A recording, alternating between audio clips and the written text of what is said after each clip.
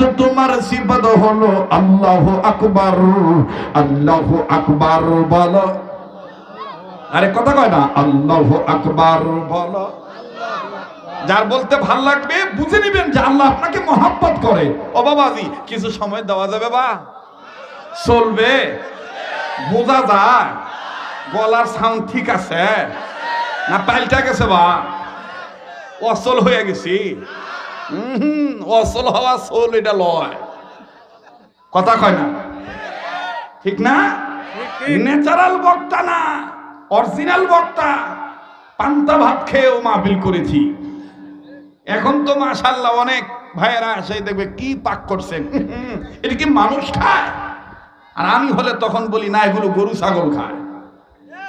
আমি এসিতেও থাকতে পারি, এসি ছাড়াও থাকতে পারি, আমি ভ্যানও চড়তে পারি, হেলিকপ্টারও চড়তে পারি। এই সহনীয় মেজাজ দিয়েছেন কে? আবার বলেন কে?